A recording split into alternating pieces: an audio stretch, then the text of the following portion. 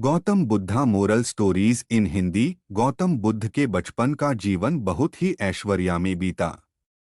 उनके पास में सारी चीजें मौजूद थे जिससे वह एक अच्छा जीवन बिता सकते थे।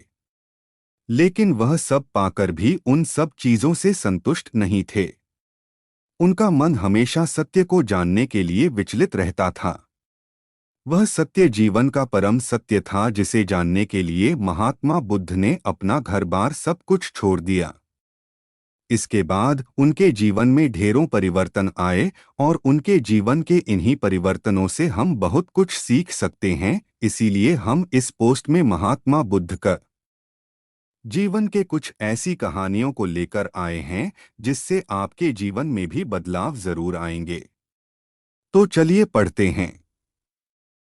एक समय की बात है, भगवान गौतम बुद्ध अपने शिष्यों के साथ बैठे हुए थे और उन्हें उपदेश दे रहे थे। तब उन्होंने अपने शिष्यों से कहा, क्रोध इंसान का सबसे बड़ा दुश्मन है।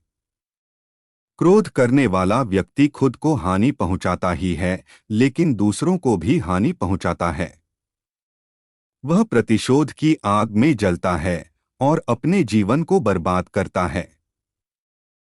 उनके उपदेश खत्म हो जाने के बाद उनके शिष्यों में से एक शिष्य खड़ा होता है और उसे बोलता है, तू एक ढोंगी है।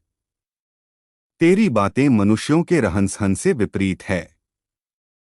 तू जो भी कहता है उसे अपने जीवन में अनुसरण नहीं करता और दूसरों को यह सब करने कहता है।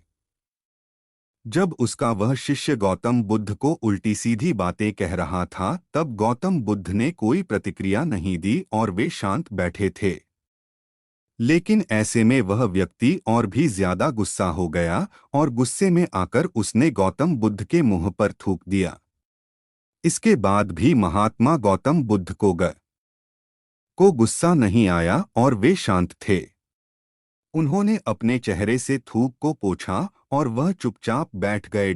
स्टॉक मार्केट से घर बैठे पैसे कैसे कमाएं, यह सब देखकर उस शिष्य को समझ नहीं आया कि वह क्या करेगा। गुस्से में आकर वह उस जगह को छोड़कर चला गया और अगले दिन अपने घर पहुंचा। जैसे ही वह अपने घर पहुंचा, तब तक उसका दिमाग शांत हो चुका था।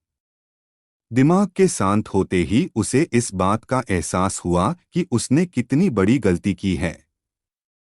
उसे पाप हुआ है। वह खुद को मन ही मन कहने लगा, यह मैंने क्या कर दिया। मैंने महात्मा बुद्ध का अपमान किए।